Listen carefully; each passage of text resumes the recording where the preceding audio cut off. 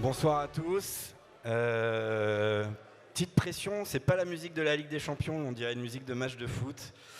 C'était un peu, voilà, je mets la pression. Du coup, je m'appelle Christian Delaché, je suis le cofondateur de Wanted Community et des Wanted Café.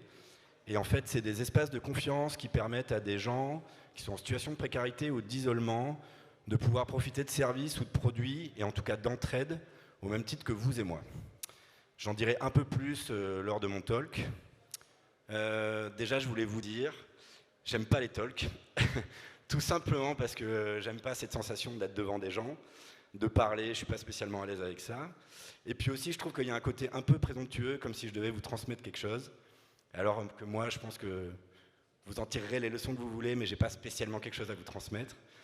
Donc je vais pas vous parler d'échecs, je vais pas vous parler de réussite. Le seul truc que je peux vous dire, c'est que moi, tous les jours, je réussis à échouer un peu plus que la veille, et que mes échecs d'aujourd'hui sont sûrement mes réussites de demain, et que pour échouer tous les jours, il faut vraiment être très fort ou être très con, et ça, je suis pas mal. Du coup, moi, je pense qu'il n'y a pas de recette miracle, sinon ça se saurait. Je pense que chaque aventure, chaque entrepreneur a son propre parcours, et je vais choisir un format qui m'est un peu plus familier, qui est le témoignage. Donc, je vais vous raconter un peu notre histoire. Ça sera un peu naturel, et je vais surtout vous expliquer comment aujourd'hui je me retrouve là devant vous, après des événements, des galères, des réussites, et comment je crois aujourd'hui au fait que je peux contribuer à un monde meilleur, plus responsable, plus durable, avec la société que je suis en train de mener. Et parce que je pense que comme vous, je trouve que c'est un peu une hérésie que les boîtes qui gagnent le plus d'argent en ce moment sont les boîtes qui détruisent le plus la planète et les hommes. Donc voilà, donc je vais essayer un peu de vous raconter tout ça au travers de mon histoire. Du coup, un peu à l'instar des Disney, ça commence très mal, parce qu'en fait, j'ai fait des études de droit, j'ai été avocat, puis j'ai pas été avocat n'importe où, j'ai été avocat dans un cabinet américain à la Défense, ce qu'on appelle un lawyer, donc un bon concentré de gens égocentriques et pas du tout empathiques. Et j'ai fait ça pendant 6 ans, et du coup, ça m'a amené une position sociale que je connaissais pas, tout le monde pensait que j'avais réussi. Puis j'ai découvert l'argent aussi. En gros, en un mois de stage, je gagnais le salaire, le double du salaire de ma mère qu'elle avait mis toute une vie à accumuler. Du coup, tout le monde pensait que j'avais réussi. Et moi, en fait, je me suis un peu lassé dans ce métier.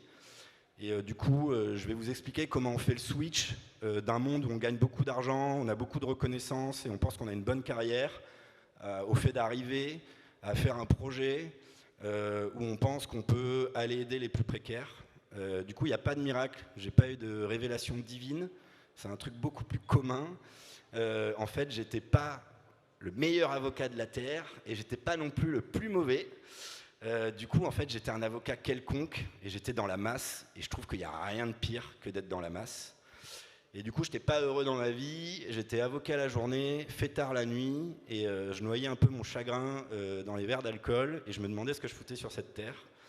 Et en fait, c'est en faisant ça, on sous-estime souvent le fait de boire des coups, mais c'est en faisant ça, avec des potes, qu'on a commencé à échanger des idées un peu de merde, quoi. Mais, bien évidemment, on était persuadés que ces idées étaient géniales.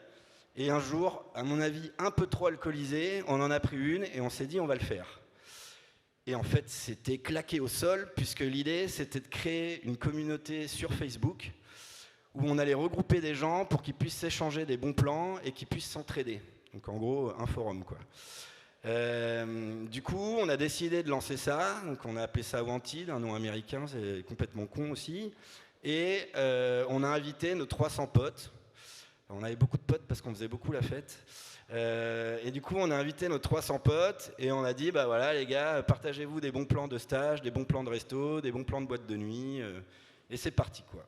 Et en fait, on a halluciné parce qu'ils ont commencé à s'échanger plein de services, à se refiler des appartes. Ils ont commencé à inviter des potes de potes de potes. Et du coup, la communauté, elle a commencé à grossir. Donc Facebook, c'était pas ce que c'est aujourd'hui, mais du coup, à l'époque, si tu avais un truc qui marchait sur Facebook, il y avait vite une grosse croissance. Et du coup, je fais une petite ellipse, mais on est parti de 300 et aujourd'hui, on est plus d'1 million. Et nous, on a regardé ce truc grandir. Moi, j'étais dans mon cabinet d'avocat. J'étais là, oh, putain, c'est fou quand même, tous les gens qui discutent là. Et on a commencé à attirer l'attention d'incubateurs de start-up qui commençaient à nous dire nous on a des gars, ils lèvent 4 millions avec une communauté de 3000 personnes, vous commencez à en avoir 800 000 ou 1 million, peut-être un truc à faire quoi. Et du coup on a commencé à réfléchir là-dessus. Et puis en fait au fur et à mesure, en fait c'est comme ça quand vous avez une communauté, il faut écouter les membres de votre communauté. Puis nous on était un peu flemmards, donc en gros on postait pas trop, on regardait un peu ce que les gens faisaient. Et au fur et à mesure les membres de notre communauté ils ont commencé à aller dans l'entraide, voir la solidarité. Et ils ont commencé à faire des trucs de fou. Du coup, les mecs, des fois, ils prenaient des photos de personnes qui étaient à la rue, ils racontaient leur histoire, et ils disaient bah, « Tiens, Patrick, il cherche un boulot, il est à la rue et il a la dalle. » Et il y avait des gars, ils sortaient de chez eux, ils allaient voir Patrick, ils lui trouvaient un boulot, un logement, ils lui filaient à bouffer. Nous, on trouvait ça ouf. Et du coup, bah là, c'est là où ça switch, forcément, parce que du coup, quand tu rentres le lundi matin au bureau et qu'on te pose un dossier fiscal, et que Patrick, il est sorti de la rue à côté, tu te dis « Qu'est-ce que j'en ai à foutre de mon dossier fiscal ?» Plutôt aller voir comment je peux faire d'autres Patrick. Voilà. Et donc du coup là s'opère un switch et là on décide de quitter notre boulot. Du coup ça c'était très dur.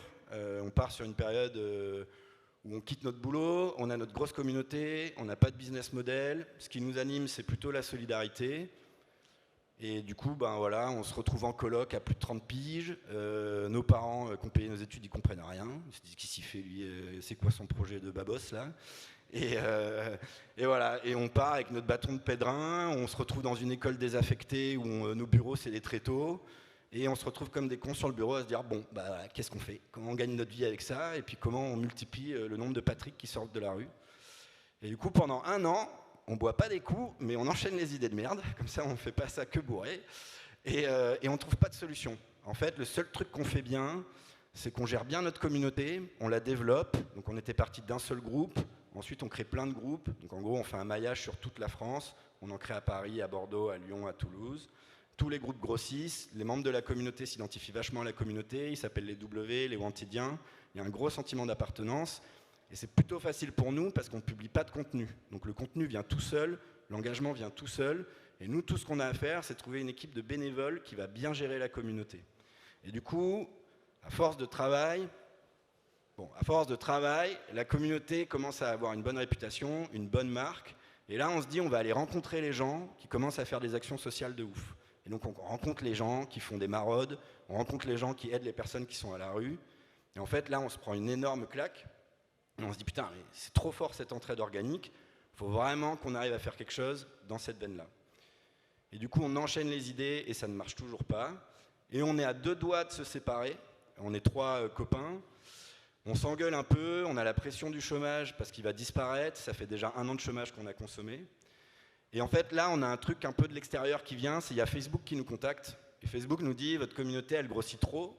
Nous on a des ingénieurs à San Francisco qui sont intéressés pour connaître votre croissance, savoir comment vous gérez le flux et pour améliorer le produit. Et du coup on se retrouve, on parlait moyen anglais, on se retrouve à parler avec des ingénieurs de Facebook à San Francisco sur comment faire évoluer leurs produits. Et là, on se dit, ok, il y a un truc. Le deuxième truc, c'est que les médias commencent à s'accaparer toutes les histoires qui se passent sur la communauté, et on commence à être dans le journal télévisé d'M6, de France 2, de TF1, et du coup, toutes les belles histoires de la communauté commencent à sortir. Donc là, on se dit, ok, on a des valeurs, ces valeurs, elles sont reconnues par les gens, on a un gros tiers qui est Facebook, qui est une grosse boîte, qui commence à s'intéresser à nous, ça vaut peut-être le coup de s'accrocher. Mais on n'a toujours pas de modèle économique. Du coup, on réfléchit et on a une autre idée qui est un peu contre-intuitive. On se dit notre communauté, c'est un espace de confiance où les gens se retrouvent, échangent et ils s'entraident. Et on se dit c'est cool, mais c'est du digital. Et on avait identifié que les membres de la communauté se retrouvaient dans la vraie vie. On se dit, on aimait bien boire, on se dit pourquoi on ne ferait pas les cafés-restos dans les villes où on a des communautés. Du coup, les gens pourraient se retrouver dedans, pourraient dépenser au bar ou dans le resto, ça nous fait de l'argent. Et nous, derrière, on utilise le resto pour avoir de l'impact social parce qu'on peut préparer des repas pour des personnes qui sont en situation de précarité et d'isolement. Et du coup, ça nous évite de faire des maraudes et ça nous permet d'avoir l'action sociale dans notre outil économique. C'est juste que du coup, on quitte le monde digital pour rentrer dans le monde physique. C'est un peu contre-intuitif. À l'époque, on discutait avec The Family et Oussama Hamar. Quand on lui a sorti cette idée, il a arrêté de nous parler. Du coup, on continue de discuter avec Facebook. Et un jour, ils nous disent... Les gars, on va à Londres, on va faire un événement, on invite les plus grosses communautés de la plateforme, venez. Du coup, on y va. On y va, et quand on y va, en fait, on rencontre Chris Cox, qui est à l'époque, et je crois, numéro 3 ou numéro 4 de chez Facebook Monde. Et on se retrouve, putain, toujours, désolé parce que j'ai rien préparé, du coup je me rends compte qu'il y a beaucoup le bar qui revient, mais on se retrouve accoudé au bar avec lui, ce qui est complètement improbable parce qu'il a des gardes du corps et tout pendant l'événement, machin, et on se retrouve au bar avec lui, il prend un verre de rouge et moi je suis de Bordeaux, du coup j'enclenche un peu la conversation, et du coup je lui parle de ma communauté, de ce qu'on fait, et un peu à l'emporte-pièce, je lui dis ouais, puis d'ailleurs, en fait, nous on va faire un café, on l'a déjà le café et tout. Et en fait, le gars il trouve ça génial. Et en fait, ce qu'on ne sait pas, c'est que le lendemain, ils avaient prévu du coup de parler de membres de communauté, de mettre certaines communautés en avant sur un événement mondial. Et du coup, il dit bah en fait c'est vous. Je vais parler de vous, on va prendre votre communauté, on va mettre ta photo, on va dire ce que vous voulez faire. Et moi demain, j'annonce qu'il y a 10 millions de dollars à la clé pour plusieurs projets. Donc nous, on est là, on hallucine et tout, on est toujours au chômage avec notre étau dans notre bureau pourri, et on se dit ok. Et le mec, il le fait. Et du coup, ça s'enchaîne, on passe des entretiens, et il s'avère que on gagne le prix pour représenter l'Europe, on prend 1 million de dollars, avec un projet qu'on pensait complètement contre-intuitif pour Facebook, qui est, on va pas foutre une thune dans la plateforme et dans les communautés, nous, ce qu'on veut, c'est avoir de l'impact en réel et en physique. Donc là, déjà, ça vous montre que quand on fait des conneries ou quand on dit n'importe quoi, des fois, ça peut marcher, quoi. Et Facebook nous donne l'argent. Et donc là, nous, on décide par rapport à nos valeurs de se payer 1 800 € net, donc le salaire médian des Français à l'époque. Du coup, c'était même moins que le chômage que je percevais, pour être sûr que notre communauté, elle adhère à ça. Parce que du coup, on prenait de l'argent d'un tiers qui n'était pas forcément bien vu, et il fallait s'assurer que notre communauté, elle allait comprendre qu'on allait respecter les valeurs de la communauté, et qu'on était toujours là pour avoir de l'impact et favoriser l'entraide. Donc on fait ce premier choix qui est assez fort, mais qui du coup fédère la communauté derrière nous, et qui crée un vrai esprit de corps. Et puis après, le reste, on le gaspille. Comme tout bon entrepreneur, quand tu reçois un gros chèque comme ça, bah, tu fais n'importe quoi. Du coup, on a employé des gens parce que Facebook nous disait faut recruter. Donc on a recruté des gars. Ils venaient le matin, ils nous disaient on fait quoi? Je disais je sais pas. Donc voilà. Donc on a fait plein de trucs comme ça. Puis au bout de 6 mois ou 1 an, Facebook ils nous disait ça va, ça marche. On leur dit on sait pas trop. Puis les mecs ils disaient bon moi je vais plus bosser ici parce que ça fait 1 an que je fais rien. T'as raison, pars. Et donc voilà. Donc ça se passait comme ça. Et sauf que dans le bluff, comme on leur avait menti, qu'on leur avait dit qu'on avait un café, avant qu'ils nous filent la bourse, il fallait absolument qu'on leur montre un bail. Du coup, on a acheté un truc à l'arrache qui valait 0 € à Bordeaux, parce qu'on était retourné à Bordeaux parce que le chômage était compliqué à Paris. Et du coup, on a acheté un truc à 0 €, une ancienne boucherie désaffectée, il fallait faire les travaux et tout. Et on leur a dit, regardez, on a le bail, ça y est, c'est parti. Ils nous filent l'argent. Et du coup, on se dit, on crée le café. Et on se dit, putain, on fout quoi dans ce café? Et du coup, on se dit, il faut qu'il soit solidaire.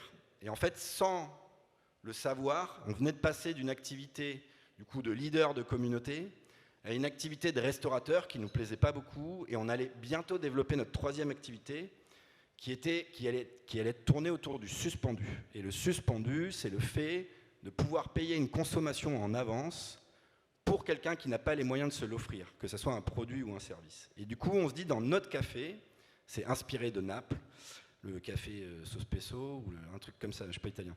Et donc, c'est inspiré de Naples, et on se dit, on va faire ça. Donc, on prend un truc qui existe déjà, et on se dit, on va le mettre chez nous. Et en fait, on le fait, et on ouvre, et ça marche super bien. C'est-à-dire que les gens, ils viennent, ils payent des consommations en avance, nous, on se connecte avec des assos, les assos, elles viennent, on permet à plein de gens qui sont en situation de précarité de venir manger des repas, on crée une mixité de public, les gens qui sont en situation de précarité, ils sont plus stigmatisés parce qu'ils ont de nouveau accès à des endroits de sociabilisation où ils se retrouvent avec tout le monde. Socialement, c'est une super idée. Après, économiquement, on a fait n'importe quoi. On n'était pas restaurateur, le lieu était pourri, on n'a pas été rentable, et en fait, on a été trop solidaire, on n'a pas bien jaugé la solidarité. Du coup, on s'est retrouvé au bout de 3-4 ans avec un café qui était fréquenté que par des gens qui ne pouvaient pas payer et très peu de gens qui pouvaient payer. Donc là, on a fait une première, plein d'erreurs, donc c'est encore une erreur. Et en fait, juste avant de mourir, parce qu'on comprend qu'on va mourir, on se dit, c'est juste qu'en fait, on le teste pas de la bonne manière et pas au bon endroit. Du coup, ce qu'on fait, c'est que comme on avait acheté un café à 0, on a la super idée de se dire, on va acheter un café à 1 million de dollars, enfin 1 million d'euros. Et du coup, on n'a plus d'argent parce qu'on a tout cramé. Mais du coup, on dit aux membres de notre communauté qui étaient impliqués dans le café à Bordeaux et qui suivaient nos aventures, on leur dit, on s'est planté, on va le refaire à un autre endroit, en mieux, on a besoin d'1 million qui vient. Et en fait, là, il s'est passé un truc assez fou, c'est que notre communauté, elle nous a filé 450 000 € pour retenter le pari. On a ouvert là, dans le 10e arrondissement, rue Faubourg-Saint-Martin, je fais un peu de pub, c'est délicieux, noté 4,8 sur Google, venez, c'est cool. On est juste à côté, on a ouvert, Le même concept en gommant les erreurs. On a pris un super lieu, super terrasse, super emplacement, licence 4. On s'est entouré des gens qui savaient faire de la restauration. On a pris des investisseurs avec nous et on a lancé le truc. Et sur le suspendu, on a corrigé ce qui n'allait pas. C'est-à-dire qu'on a permis aux personnes qui étaient en situation de précarité de réserver. Mais tous les jours, on a un numerus clausus. Et du coup, on aide 100 personnes qui sont des habitués du quartier. Il y en a 6 qui mangent par jour, 15 qui viennent prendre un café. Et c'est tout. Le système reste le même, c'est les clients qui payent, c'est juste qu'aujourd'hui on se fait aussi aider par des fondations qui abondent dans le restaurant.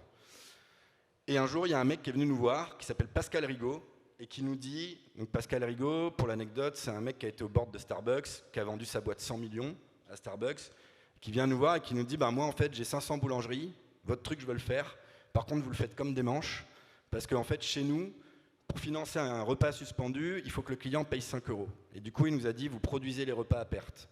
Si vous vendez le repas 15 €, moi je le fais dans mes boulangeries, je vous accompagne et je vous aide à ce que d'autres personnes le fassent. Du coup, on s'est concentré pour réussir à vendre le repas 15 € pour des personnes qui étaient en situation de précarité, faire en sorte que d'autres personnes le payent. Et là, on est en train de réussir le pari. Et du coup, on est en train de réussir le pari, et aujourd'hui, notre projet, c'est de développer plein d'endroits de restauration solidaire et surtout d'amener le modèle du suspendu dans d'autres boîtes. Du coup, on a rencontré des membres du gouvernement, des ministres, des ex-ministres et aussi des investisseurs. Et on est en train de développer une solution pour que n'importe quel business puisse faire le suspendu. Parce que nous, ce qu'on trouve génial, c'est aujourd'hui, il y a un vrai momentum avec les Restos du Cœur, où il faut mettre 35 millions, mais l'année prochaine, il faudra mettre 45. Le système, aujourd'hui, il est malade. Nous, ce qu'on propose, c'est qu'au lieu que des gens aillent à la banque alimentaire, ils puissent aller, comme vous et moi, au supermarché et récupérer un panier de première nécessité et du coup ne plus se trouver dans un goulot d'étranglement dans des distributions où ils sont 800, où c'est dangereux, c'est pas sécurisé et où finalement la prestation n'est peut-être pas aussi intéressante et du coup ils se sentent stigmatisés parce que rejetés par les autres. Et donc aujourd'hui notre projet c'est ça. Et donc moi, je ne sais pas si j'ai vraiment de conseils à vous dire, puisque nous, vous voyez, c'est assez sinueux. On est parti d'une idée qui n'était pas censée être un projet. On en a fait une communauté sans vraiment vouloir la créer. Ensuite, on est parti dans un métier qui n'a rien à voir avec ce qu'on fait, dans lequel on est nul. Et dans ce métier, on a réussi à trouver une idée que personne n'avait essayé de rationaliser, qui est connue depuis des millions, voire des milliers, voire des millions d'années. Et sur cette idée, comme il n'y a pas de concurrence, on a décidé de réfléchir et il s'avère que parce qu'on est porté par de belles valeurs, ça attire des gens autour de nous. Du coup, moi je ne sais pas si j'ai échoué ou si je vais réussir. Je pense que c'est plus difficile ce qu'on fait et du coup qu'il y a beaucoup de chances qu'on échoue. En tout cas, je vais prendre l'une des phrases de mes associés, c'est en tout cas, on réussit à essayer. Et je pense que ce qui est important et ce qui fait qu'aujourd'hui je peux vous présenter ce projet-là, qu'on ait levé 1 million auprès de Facebook, qu'on ait relevé 1 million pour notre café et que là, a priori, on est parti pour développer un programme qui pourrait avoir beaucoup d'impact sur un problème de société qui est d'actualité. Je pense que ce qui fait qu'on est encore là, c'est que notre métrique, c'est pas l'argent. Notre métrique à nous, c'est comment on réussit à répondre à un problème. Et en fait, on a connu plein de périodes sans argent et je pense qu'on aurait baissé les bras si on s'était dit le projet ne rapporte pas, ça veut dire qu'on est nul. En fait, nous, qu'on ait de l'argent ou qu'on n'en ait pas, parce qu'on a tout connu, le problème, il est toujours là et on essaye toujours de le résoudre. Et en fait, je fais souvent l'analogie avec un peintre. C'est-à-dire qu'un peintre, il va peindre pendant 10 ans et un jour, il y a un mec qui va venir et qui va dire « Putain, ton truc là, ça vaut 10 000 mecs. Moi, je vais le vendre. » En fait, moi, je pense que le peintre, il était peintre avant et il restera peintre après. Donc moi, je vous souhaite tous de trouver le peintre qui est en vous et j'espère que vos projets vont contribuer à une société meilleure. Et puis ceux qui veulent échanger, pour que je continue à leur raconter des conneries, je vais aller prendre une bière, et normalement c'est là que je suis le meilleur, donc voilà, je suis à votre dispo.